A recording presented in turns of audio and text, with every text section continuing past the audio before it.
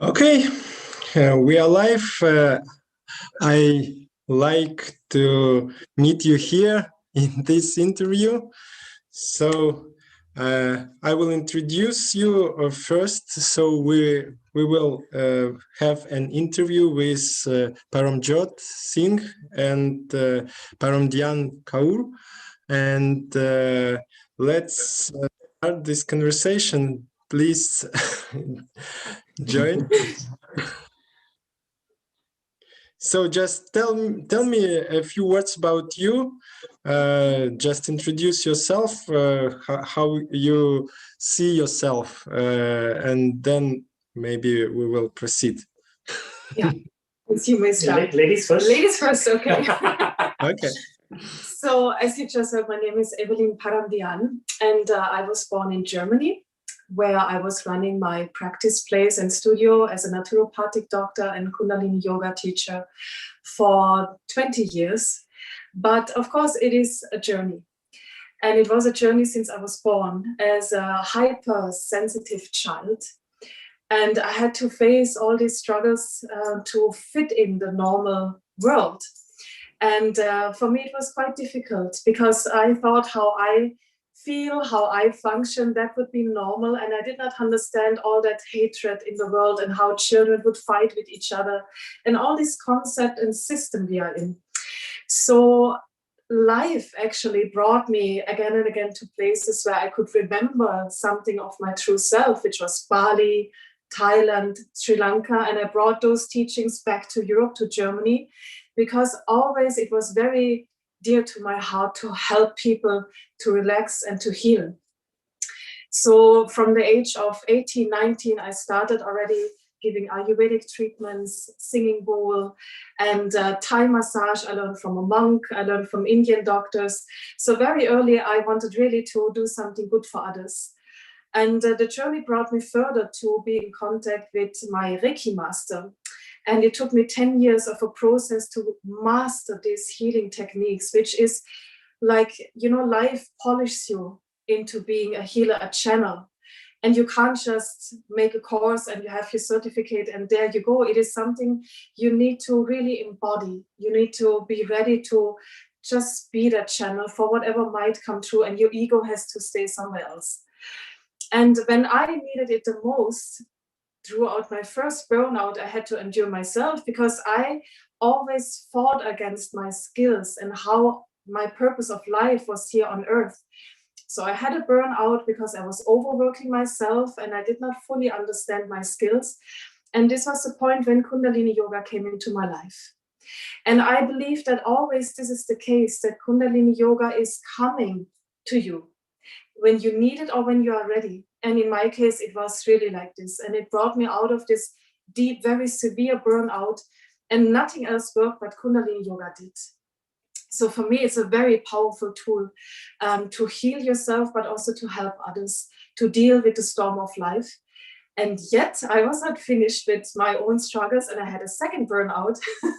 And this is when I got in touch with regression therapy, according to Michael Newton, and other healing techniques. So as a naturopathic doctor, I brought all these techniques together and my personal skills, which became stronger and stronger the more I stopped fighting against myself and started to love myself. And of course, throughout these 20 years working with patients, it became a passion because I knew already what did not help with diseases, and there must be something else behind. And actually, at the end of this journey, this was when he came into my life. And this is when Touch of Soul was brought together. And before I go into this journey, how we met and how this all started, I would like to give you a chance to introduce your own story and what is about you. So I was born in Thailand from an Indian family. My grandfather moved from India after the separation. So I was born here. And as a child, I felt, of course, came from an Indian background, but I felt I was born in a Buddhist country. So I felt that really strong connection with Buddhism. My house used to be in front of the temple. So in the evening, I would hear always the monk chanting, and I will always love that frequency of that sound in the evening when the sun is going down. And of course, at home, we always have, my mother she loves listening to the kirtan from the Golden Temple. So one side we hear the sound from the Golden Temple, the other side we hear the sound from the Buddhist temple. So it was like all this sound was surrounded. And I was always interested in understanding, what are they meditating? What are they doing? So as a child, I was at the age of 7, I was already doing sitting posture, practicing yoga. Someone asked me, oh, you know yoga? I was like, oh, this is called yoga? I never knew this is called yoga. Oh, you practice yoga? I said, I never knew this is called yoga. So my interest was starting to bring me further. So I learned Hatha Yoga. I practiced Hatha Yoga. I started doing posture because I wanted to sit longer to meditate. And I met this monk that came from US as I grew up. I met this guy, and he came and he really gave this experience of Vipassana meditation to me, which I was completely into it, to the extent that I fell in love with it. I started practicing regularly. And of course, at that point, life was pushing me into a very, very tough time in my life. And Kundalini Yoga came that time too. Someone says to me, why don't you practice Kundalini? I was like, okay, fine. I tried. I started practicing, and somehow I started teaching it. And when I started teaching it, life pushed me even further, because as a child, I was always surrounded by people who were drinking. My friends were drinking, people in my college, they were drinking, my relatives were drinking, and I was the only weird one who doesn't drink. So I was always surrounded by this energy, and I felt, why are you putting poison in your body? It just doesn't feel right. It doesn't even taste nice. Why are we doing this? Somehow life pushed me. I got a chance to work in a drugs addiction rehab. And I didn't go there to teach yoga. I'd go there for something else. But I saw that this is missing in this rehab. I started teaching yoga. And my interest started coming more into psychology. So I started to learn psychological aspect of addiction behavior. And I started to understand, why are people prone to addictive pattern? Why are we doing self-sabotage pattern? So I started to study that, and I felt so much technology from Kundalini Yoga would benefit people from this background. So I start integrate this into my practice, integrate this into helping people. So I start working further more into developing addiction program, studying more this program. And I was asked to move to Belgium. So somehow I moved to Belgium, and I was also teaching in a rehab there in Belgium. And that's how we met. Yeah. So our first intention was actually to bring our work together, because my passion as a psychological therapist was the same approach as he had. Why have we so many self-sabotaging patterns in so many ways? And it can either lead towards substance abuse, but also it can lead to severe disease, or it can lead to relationship problems. So it's always like coming back to the reason of all these, what we can see in the outer world, either physically or mentally. And this was our both together passion. And we met at a point of time, actually, I feel, where we were ready to bring this into an international aspect. So it was something we felt a call for it. And at the moment we decided this, it was like just opening up by itself. And until today, it is, of course, we have cooperation with different healthcare and wellness clinics and hotels in the upper scale, but also people are coming from all over the world to work with us, wherever we are, or we would travel to see them. So it just started very organically to unfold, and for us, it's like magic that we have something in hands with all the techniques we learned and we studied and we experienced ourselves. So we can just offer all these different techniques for individuals, because each of us function and work differently. As it is in the normal medicine, we have some medicine works for one patient fantastically, but maybe for the other, it's not the way. It's not helping that much. So we need to find something else, or maybe a combination. Likewise, it is with our techniques. So we are very well aware to scan the person who sits in front of us to understand very quickly, okay, this is the path we should go together. And it is a journey, it takes time. And like he said, I think somehow we have a purpose in life. And as soon as we don't understand that purpose and we are ready to maybe drop some imprints we have from our childhood, maybe expectation from the parents or expectation of the society or what we call a normal life, and we step into this flow that we trust to fulfill that purpose and to really deeply connecting with our intuition, then the path is going to unfold effortless. And this was in our case happening, I would say. Yeah. Yeah. Maybe you want to add on something. See, as our concept, touch of soul, were growing more and more, and we were asked to travel to different part of the world, we started to meet people from different culture, different background, different upcoming. So we try to understand people from different part of the world, even different culture. But there is these wounds that mankind are suffering from. And we somehow have not realized the wounds that we were suffering from yet.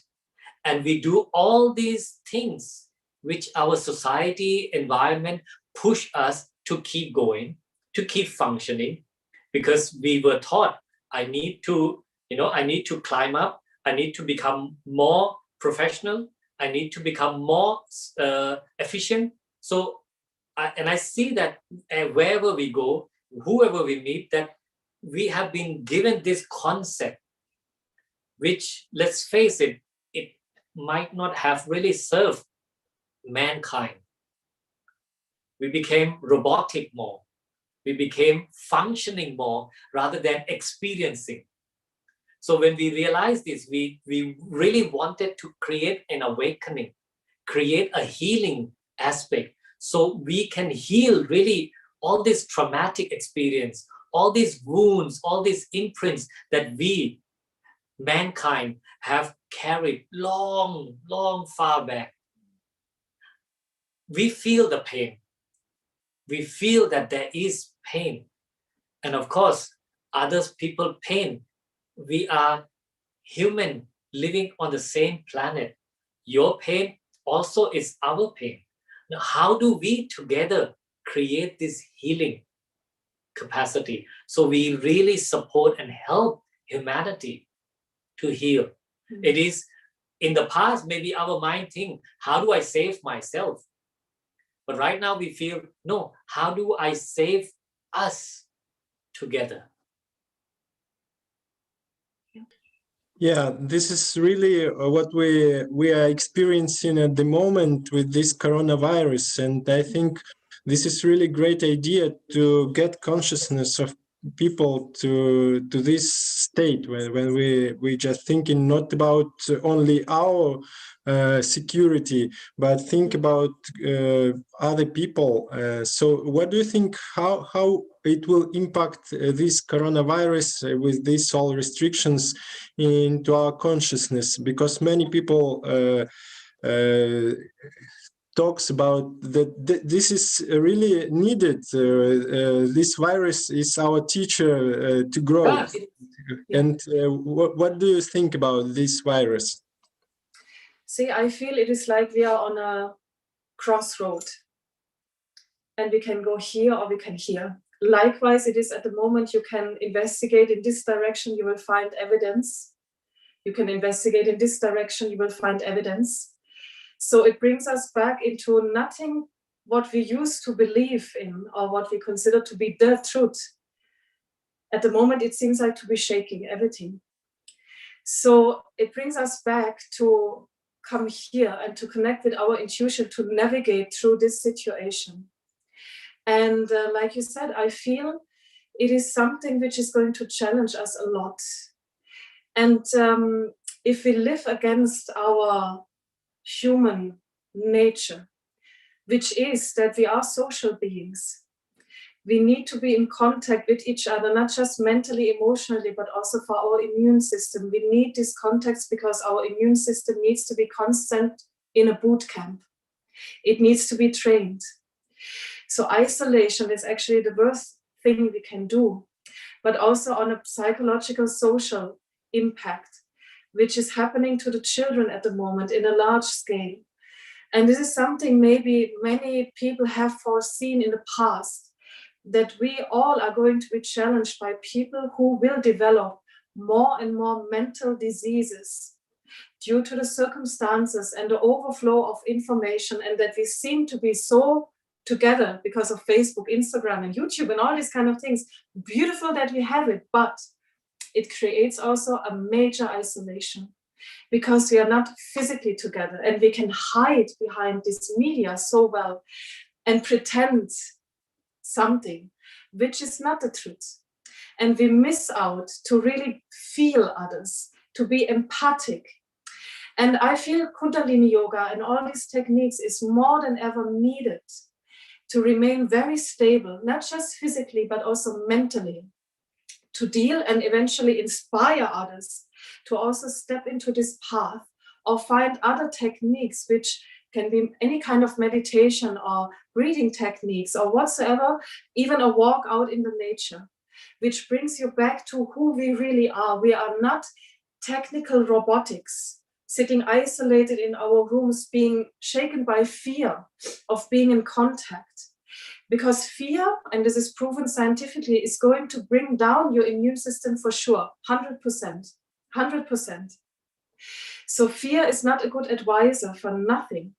But if we trust and we are courageous and we boost up our immune system, this is the key for that, because predators, viruses, bacteria has always been around us. They live on our skin in billions. And always they will change their form. They are always going to be there, but we need to be trained to cope with them. And we need to be stable enough with how we eat, how we exercise, mental training, and how we keep our mood swings in sort of like in a balance. And this is the key for a strong immune system. Plus, we need to understand some things are written on our life's journey. We can die of so many things in life, isn't it? Accidents, so many diseases are out there. It's countless. But do we know about these? No, and at the moment we create an artificial security.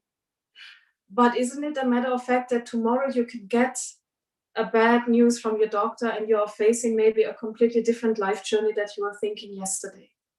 So this is part of life. To be alive means to experience life in all kind of ways, to travel, to see, to meet other people. This is to be alive.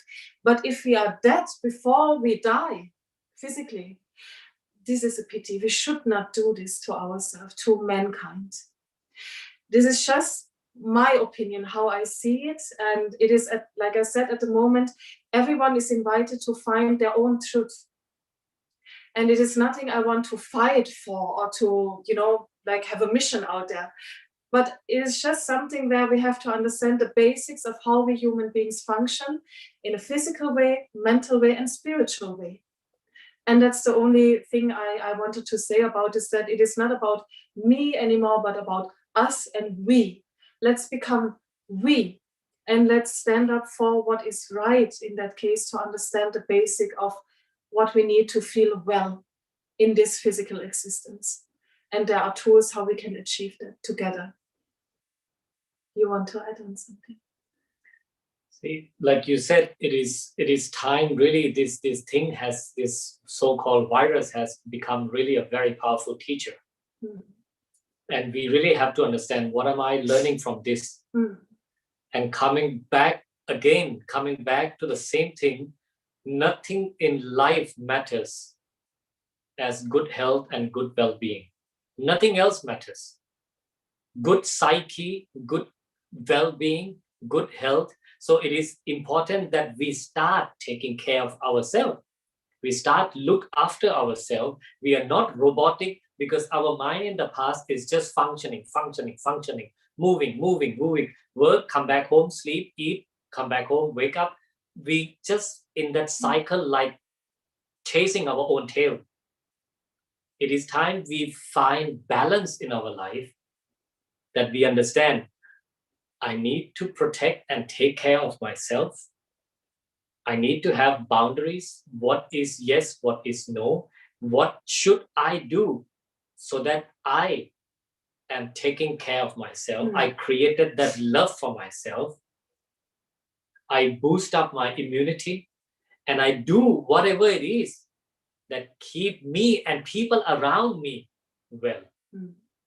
And this leads us to our concept, actually, which is interesting to understand, because we know all these things, maybe with our intellectual mind, how to eat well, how to sleep well, how to, have work-life balance and all these kind of things. But isn't it funny that we know it, but it is so difficult to practice it? Yeah.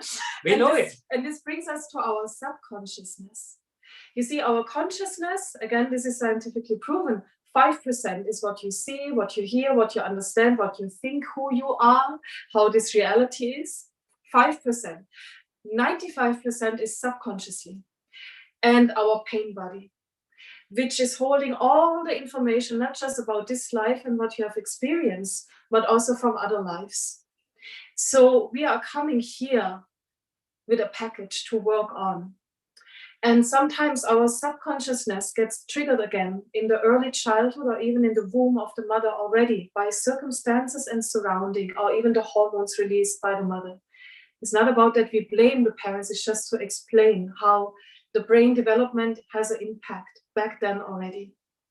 So some topics might be triggered again. And this is going to create our defense mechanism to not feel this particular pain again. And it creates belief systems subconsciously directing your life and decisions you are going to make in your future.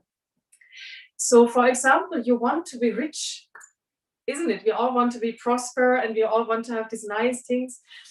How is it possible that some people, even if they have the money, they lose it right away again, or they never reach there, no matter how hard they try? There is a belief system deep down inside ingrained, I don't deserve. I don't deserve to have a good life. Or I am not good enough to deserve love, or to be loved for who I am, for not what I am doing. Many people believe they are only loved for their actions. If they are pleasing everyone or helping everyone, or if they are always successful, the tough businessman. So they start to believe the masks they are wearing to protect their true self, the inner child. And all the surrounding sees them like this. No one looks behind that. So you will be always misunderstood, great deal. Everyone might put more weight onto your shoulders because you seem like you can carry it. Yes, you can work it out.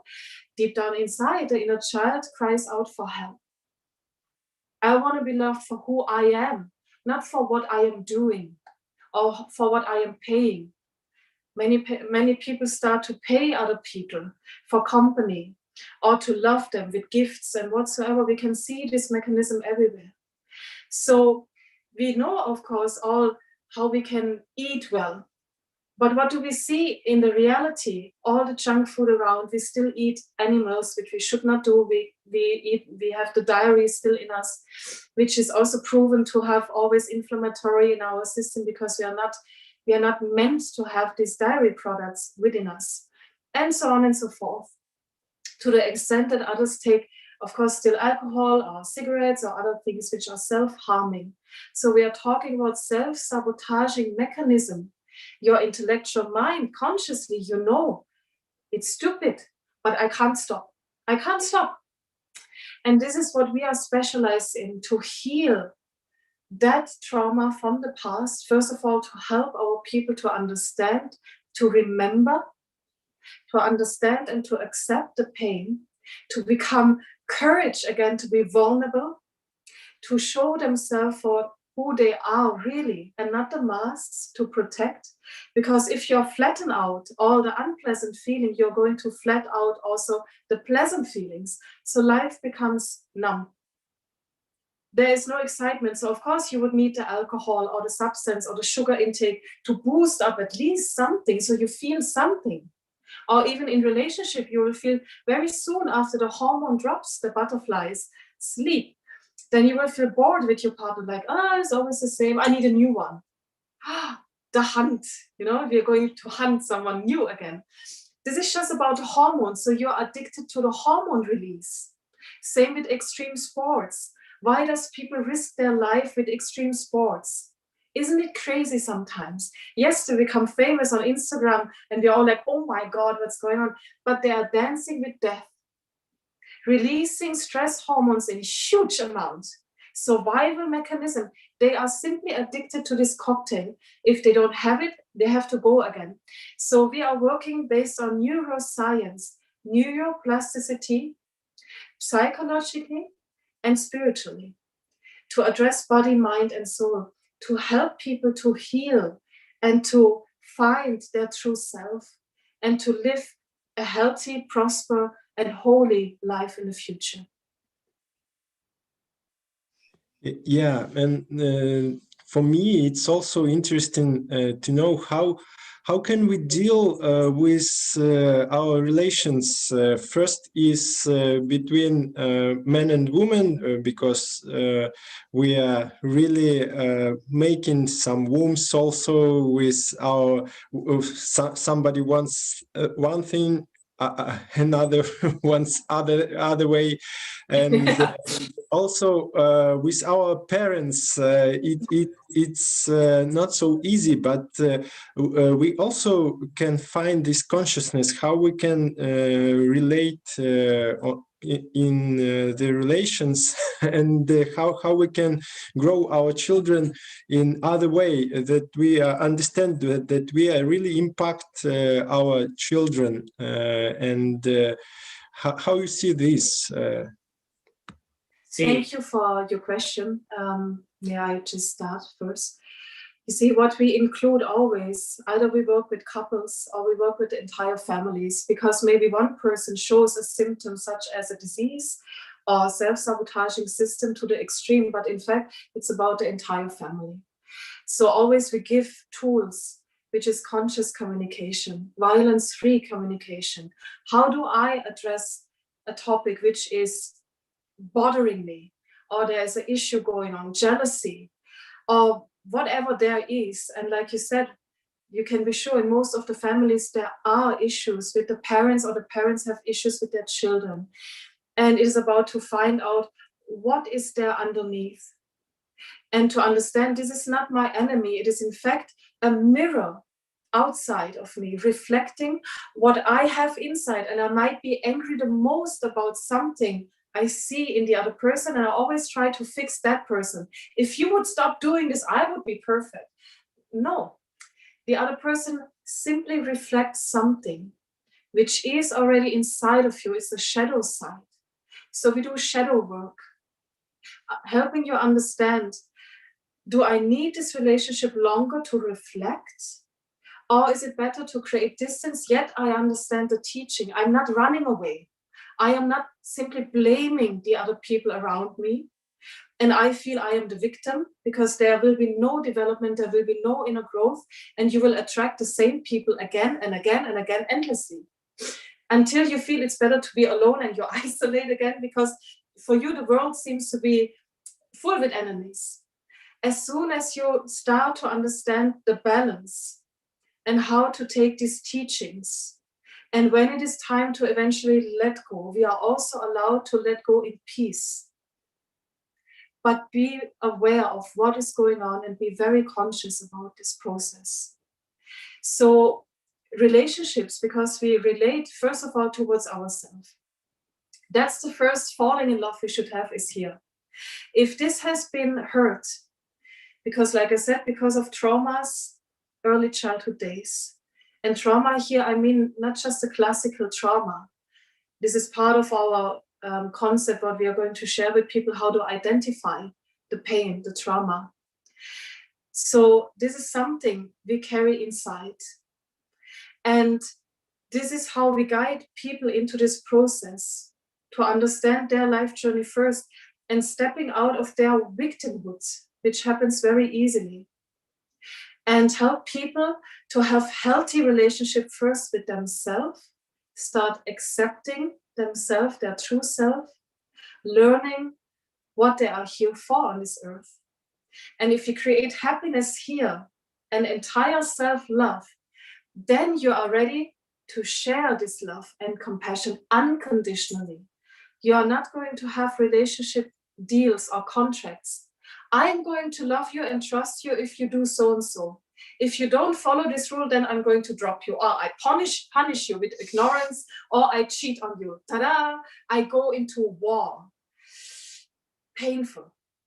We can't be in control of others. We can't, but we can here create sort of like a conscious awareness of our actions and reactions, and sometimes not to be reactive and to remain in your inner peace and truth and simply observe what is happening around you without that you need to jump in. So this is part of what we would like to help people, especially we feel always it's such a great gift to work with children. They are so open, they are so ready to meditate, to do the Kundalini Yoga. And you know, if you can plant a seed here and work with the parents simultaneously, beautiful. Because then we create and we plant happy and healthy seeds who can pass on the light to the next generation. Yeah, very much needed.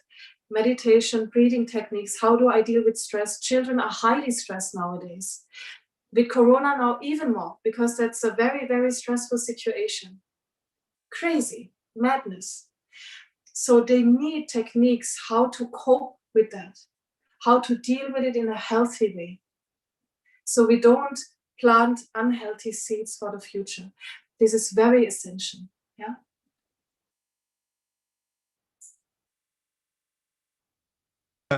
And I would ask Paramjot how to deal with men's kind at this period, because it's really interesting how men and women see this situation, and what do you suggest for men how to be a leader at this moment, because it's in another stage of this situation.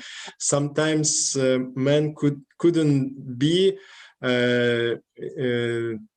in true understanding of what is my role, how can I support in this situation. It's really difficult for men to be in this state, uncertainty, because before men knows how to get money, how to deal with all these problems, but now we don't have a weapon of this virus. Hey. Yeah. If you look at the old classical Chinese philosophy, you might have seen a picture of horses running, 8 horses running. You might have seen somewhere in China, people do this a lot in their house. They would have a picture of 8 horses running. And if you notice, I asked some people, or people ask this question, you see this picture of 8 horses running, which one is the leader? Eventually, we will say the first one who is running. But if you will look closely to the picture, you will find out that the second one, that's the only one which the face is turning towards the group. Mm-hmm. The rest of the horses turning the same direction, that the second one is the one that's turning towards the group. And the Chinese philosophy says, the leader, the true leader, doesn't have to be always in front. The true leader is that person who carry the whole group together as one unit. Mm-hmm. So what is the true leader? The leadership does not mean I just do because I want to survive, I want to save, and it's just about me. I want things to fulfill what I need. The true leadership means I think about the whole group together, the whole team together, the whole family together, that we understand the well-being and psyche of everyone, and we must sail across this ocean together. unity. This is what we say, ekonkar, right? Oneness. So the true leadership means, how do I become conscious? How do I become empathic to understand people's situation, people's psyche, people's emotion, including mine? And how do we together as one go out of this challenging situation? So for a man, for example, right now, for men, we have so much this macho psyche. You know, I'm a man, I'm always right. I know what is right. You have to follow. Those kind of behavior may work in the past.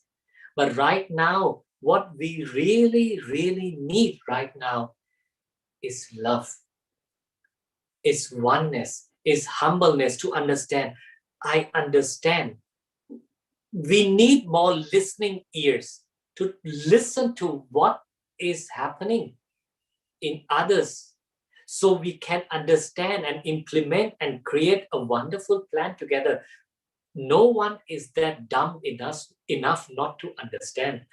But do we really listen? Or our satellite just roam around what I need? Because a lot of time we close our eyes to see other things because we are just self-oriented. This is what we need to drop self-oriented into universal-oriented. If we as a man understand, it is not just macho-ness, it is not just I'm a man, because like we talked in the previous session, I am also female within me.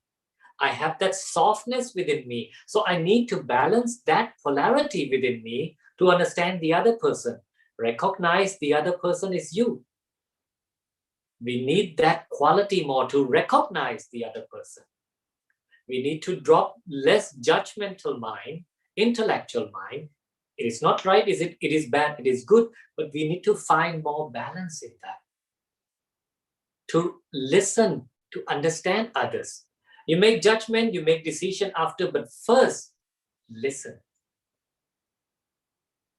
That quality we need more, that shunyaness, that quality to listen.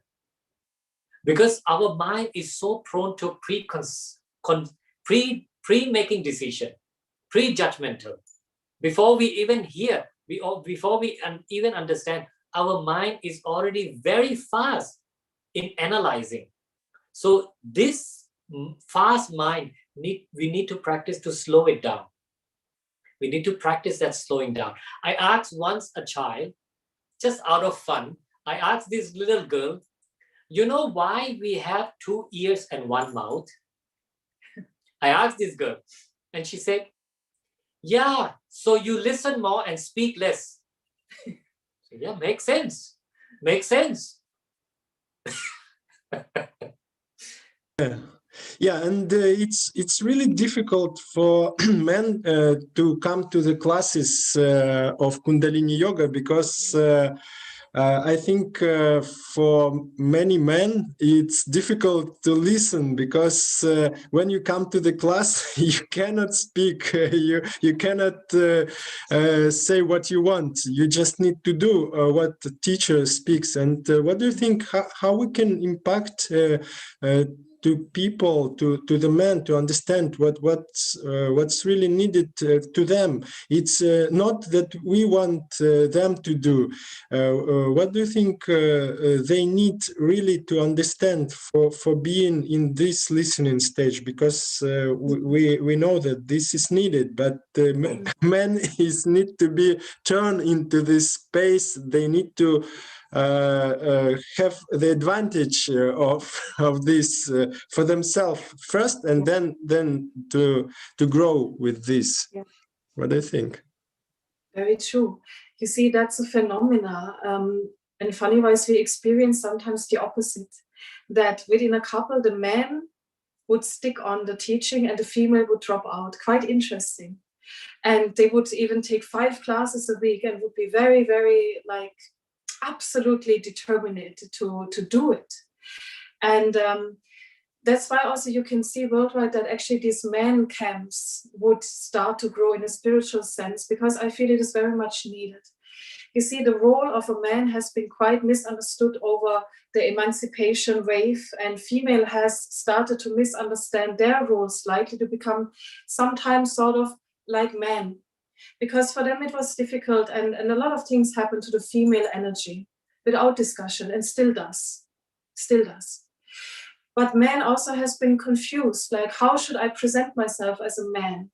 What qualities should I show? How should I talk? What is requested of me? So I feel for men very much important that they have a space where it's men's only, and they reconnect to their emotion. You see, men are so much used by the education or the upbringing of their parents, plus the country they has been born in, because there's also an imprint to eventually suppress their emotion, that it's not appropriate to cry sometimes, or to be touched, or to have an open heart, because they feel this is female stuff. I should not be like this. So they are always just halfway connected to themselves. But what is the real quality of a man in order, like you said, to lead, to be a strong leader, is to be fully integrated with all of your emotion. So you can lead out of this totality of your being, but you present that stability and security and protection. It doesn't mean that you need to have always the solution at hand. It's another misunderstanding men have, that they need to fix something or they need to have the solution right away. No, sometimes it's only needed that you give that presence of, I keep the space for you, you are safe here, I protect you, and let's find together a way how we can deal with this situation, what we are facing within the Maya, the illusion of life.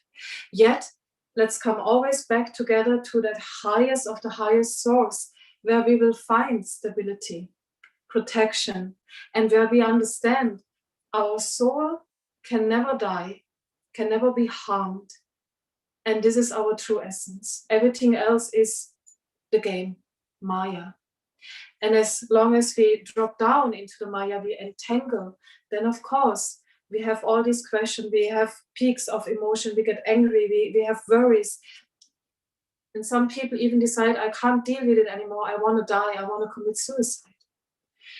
So I think the target is to engage men, to give them that idea, what this course might be about, to have a good headline, how to create a stable, manly power without going into the extreme, and how they can navigate through life and be a true leader out of their charisma. Not what they do, not how they can fix a problem, but from what they radiate. And then you don't even need to talk anything anymore. You just are there. You are present. And your presence speaks for you. And everyone will look up to you. And from this community you will create around you, then we work together to find a solution. See, to go also further to teach, whether it is a man or a woman, to understand, you are not what in your pants is. Yeah. You are a soul in this uniform. So present yourself not as just a man or a woman, but a spirit in this uniform. So coming to experience spirituality, you come to experience spirituality not out of what is in your pants, but what is in your spirit. That's what's important. So coming to the class, men need to understand, I come to this class as a human being. I come humbly to learn. I come to learn. I am safe. My ego will not be, it's just one side. I just keep it, I just keep it there. But I come here because I come here, I come to cultivate my awakening. I come to learn. So this is what we men have to understand. We keep our manlyhood one side. Before you are a man, you are a soul in that uniform. Uniform will change, but the soul will never change. Today you are a man. In another form, you may be a woman, but the soul will never change. Yeah, thank you. And this is really important to get this connection to the soul, and because of these wounds that our soul has, we are disconnected with it, because it was my story. Before I came to the Kundalini Yoga, I wasn't feel that this exist. I was absolutely atheistic, and I know that many people has no connection also, but some could help likely the same experience as it was with me, that it was reconnection to the soul. And I think your program is really helping to get rid of these wounds. If people don't have this connection, they could investigate. Maybe this is the issue, because I have these wounds. I couldn't feel my soul completely, understand how it is and what it is, my soul. Yeah. Can you just say how it works for people who are not connected, who feel that they really need to do all this physical and some other goals, to be influential, to be successful in this life, but forget about this spiritual aspect of the life? How can we help in this way to give them spirituality? So you see, we work with many very famous managers also, and you would never expect them to sit in a yoga class. So it always came to that point that they were meant to meet us, and they had no idea what's going to happen. Very tough guys, you know, and sitting in front of us like this. Oh, so what are we going to do? And you see, within 10 minutes, you could see tears running here. As soon as you open that space for the teaching coming through, that's why I'm saying we as teachers or healers, we need to be healed ourselves at first place, because you need to be a pure channel for this energy to come through. And then miracles are possible, and people's hearts are going to be touched by that light coming through. So once they felt it, and for everyone, like I said, the key might be a different one. And for some, you need to be tough with them, you know, to have some trauma release. And Kundalini Yoga is perfect for that, because we are working on the soul muscle, which is the psoas muscle. We work on the vagus nerve. Both of them are interlinked to our nervous system, which is a storage for the stress, the trauma we suffered back then. Again, this is scientifically proven. If a stress situation becomes for us, for our brain, too much to survive, it switches off, releases the stress down into our nervous system, left and right side of the spine. And the psoas muscle stores this. That's why some people have always stomach pain. Others have always back pain.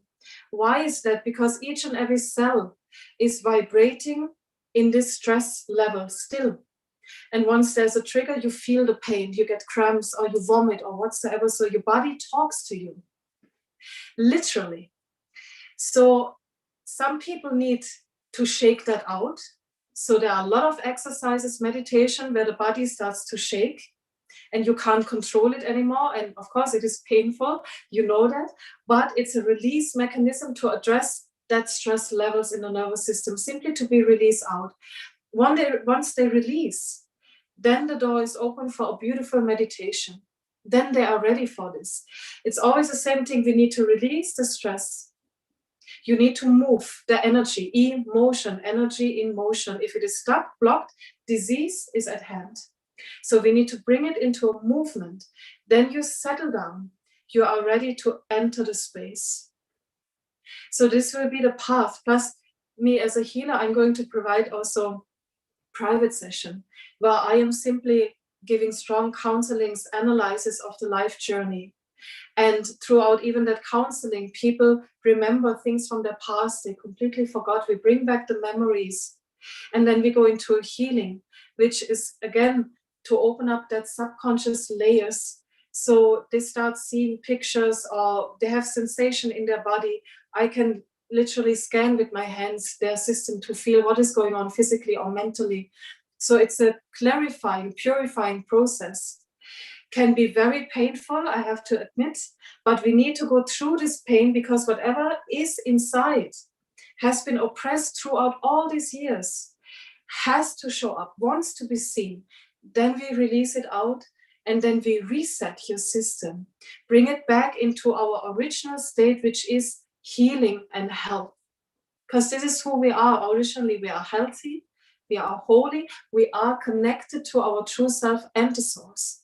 Once the pain was there, the trauma, we disconnect from ourselves, we disconnect from the source, we don't trust anymore, we have major trust issues, we become skeptical, and we use only our minds to navigate through life by analyzing, wanting to know everything, investigating, never want to be cheated again, and we become very tough with ourselves as well. So this is a journey, gradually, individually different, always magical to observe and be part of. But it's something you need to be ready for. It needs some courage, and it needs to really that you are ready to say, yes, I want to be here for myself now. I want to know what is going on. Why am I doing the things I'm doing, or why do I have these problems in life?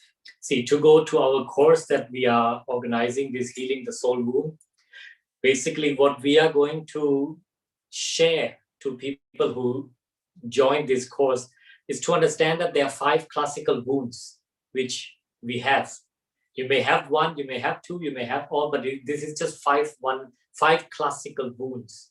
And to understand each characteristic, how they play in your life, how you create these marks, how you create this personality, and how your psyche, how your life, and how you keep attracting situation in your life again and again, because that wound has not been healed yet.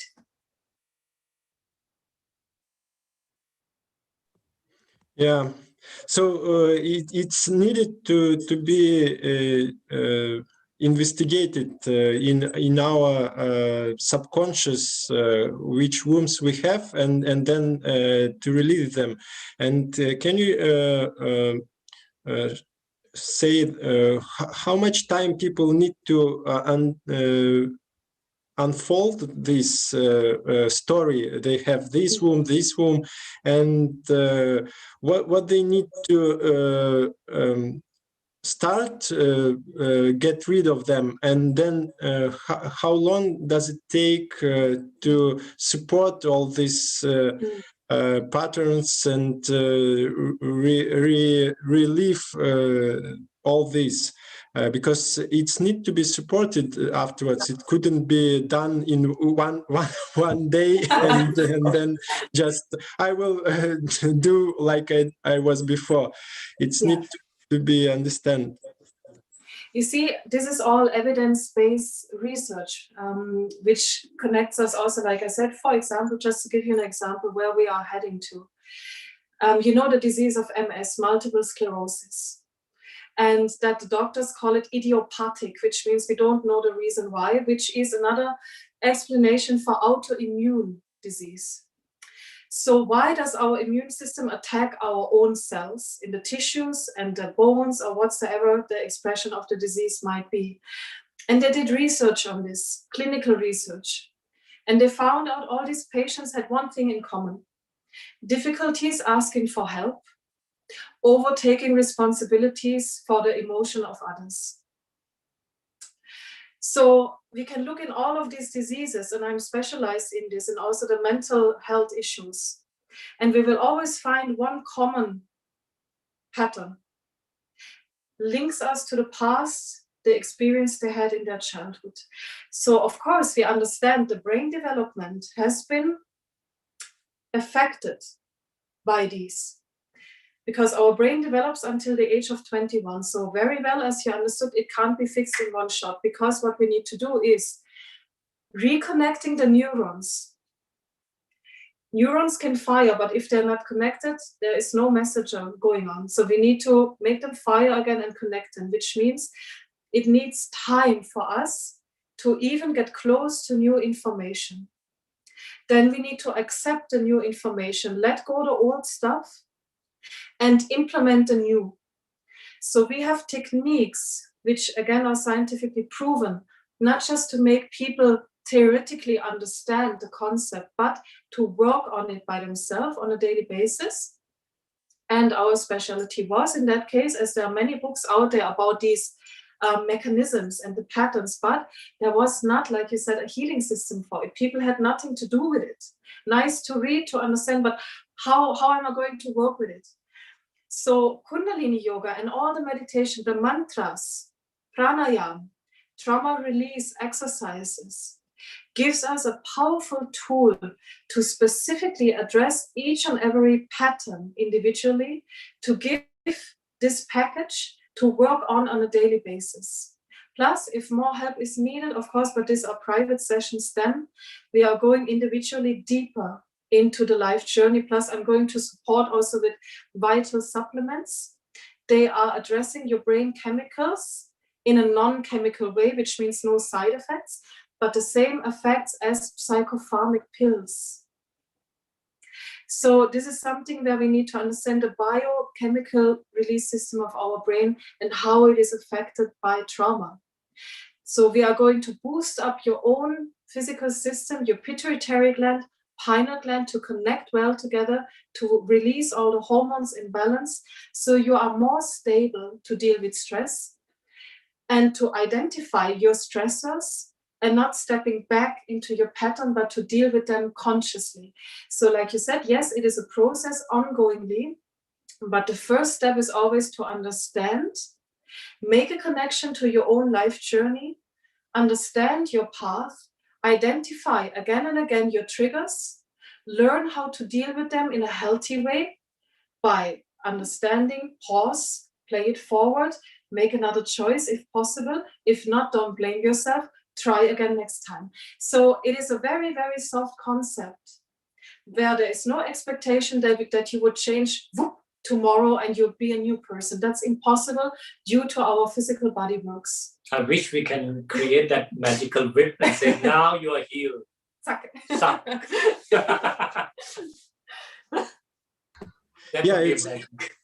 Yeah, it's really sometimes really interesting how in our Kundalini Yoga market, some teachers present, you will get this meditation, it will heal all your wounds in one phase.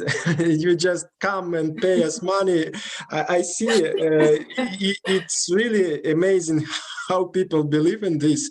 I think it's really unethical, but we don't want to do this way. And I really appreciate what you are doing, and the way you are doing is really amazing.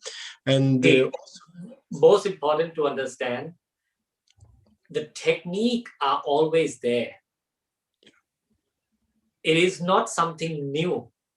Techniques are always there. We just recollect the techniques and bring it into such a way that it makes sense to human being, and they need to understand that ultimate teacher is within them. Mm-hmm. So they do not, we tell people also at the end, you do not need us. You need you. You are that teacher within you, that inner voice, that ultimate universe within you must work with you. So you should work with you, because in the past you have worked against you. The war was not with someone else. You had a war with your own self. It is tiring to fight yourself, isn't it? Are you going to win yourself? Who is the enemy and who is the fighter? Drop the war towards self and start working not against self. That is the way. Techniques will be there. There are millions of techniques. But as long as mankind, we start understanding, I am working not against myself. And there's no one who can claim this is the only one technique. That's false. There's no single one technique. Techniques are multiple, and that's the benefit. That's the quality of it. it should be different techniques. Otherwise, it is claimed as this is the ultimate. No. Someone even says, that means I need to reach to that spirituality. And then if I reach there, what happened? And someone says very nicely, before I reach enlightenment, I clean the floor. After I reach enlightenment, I still clean the floor. Nothing has changed. Yeah, and this is really matters when you understand that you need just to clean the floor of your body. Yeah, the basics, and this is really great. And also, I know these 5 wombs from Lise Bourbeau, and I was studying this, and it was really amazing how it impacts on me. And I also wanted to do some courses on that, and I think I really was not focused on that, and I think maybe you are work on this concept, because it's really great for me. It was really perfect for me, and I wanted to share, but then it started this project with Kundalini Journal. So just tell me if I understand, this is exactly what you're using for the basis, and also it is one component, definitely. We bring in the work of Byron Katie. There's conscious communication, violence-free communication, plus we work very much according to Dr. Gabor Mate and other teachers out there. So it is a conglomeration of all this wisdom from beautiful people out there, which funny-wise, before I read these books, I was working already according this. So for me, opening these books or watching videos from someone is just like, oh, wow, this is a doctor talking like this, and I'm working like this for more than 20 years. Wow, fantastic. So it was a confirmation for what I was doing already. So yes, Lise Bourbeau is one of my teachers, definitely, amongst many others. And like we said, we brought it all together because, you see, it would be a pity if we would exclude others.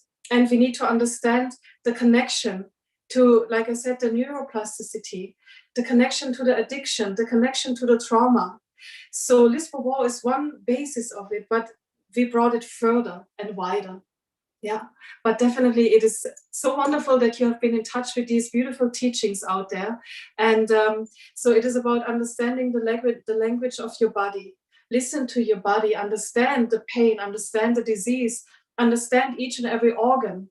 So I work according to Dr. Klinghardt, who's an expert on this, who developed a kinesiologic testing biofeedback where you can't follow anymore with your mind. And plus, like I said, the regression therapy, life between life, according to Dr. Michael Newton. So there are so many teaching influencing what we have to offer for people. But yes, the 5 soul definitely is coming from that source, as you mentioned. Yeah, happy to hear that. That's great. See how nice it is, because these teaching mankind are able to tap into from Akashic record, right? So teachings are there, and teaching belongs to mankind, doesn't belong to any individual person. But how do we, mankind, bring these teachings together and make it such a powerful tool that we can help each other?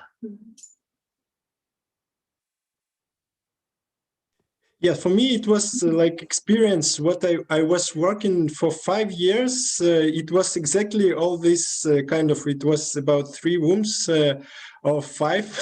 I was working all the time with Kundalini Yoga, and they released all these years. But I thought if I had this information before, I would had better results in less time. So this is great what you're suggesting, and I will really recommend to people to come for this course, because I know how it impacts, and it was really, like, for me it was integration when I read this, and I was also in touch with one psychologist who are really a student of Lise Bourbeau.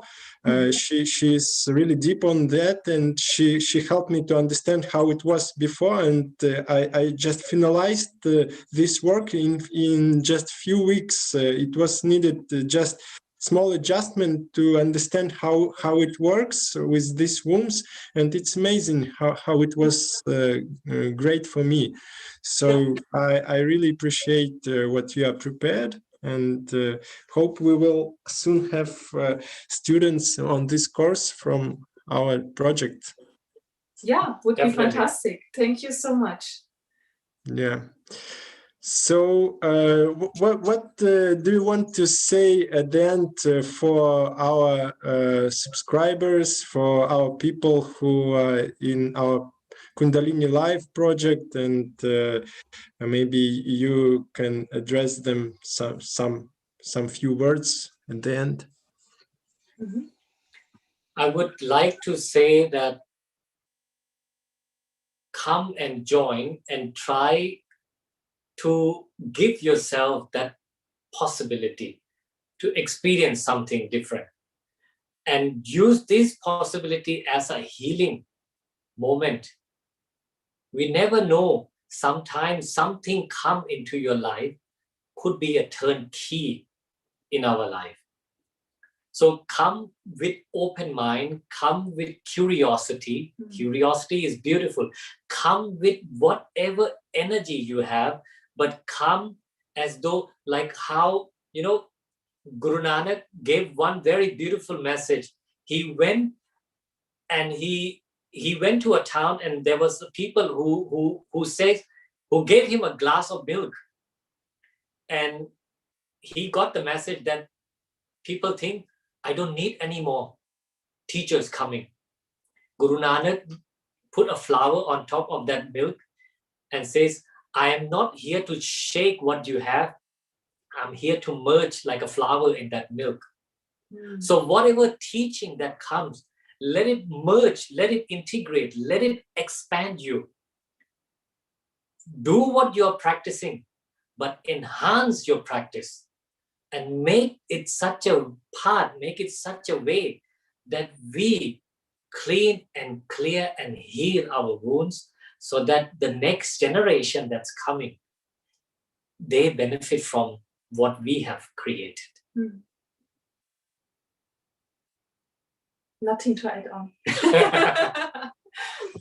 Yeah, great. Thank you so much. Thank you. Thank you so much. Thank you. Thank you Yeah, so it much. was really great for me to speak with you. Hope we will see you soon, and let's proceed this what we started. I would say Definitely. this is really amazing how we found each other, and I think this is really, yeah.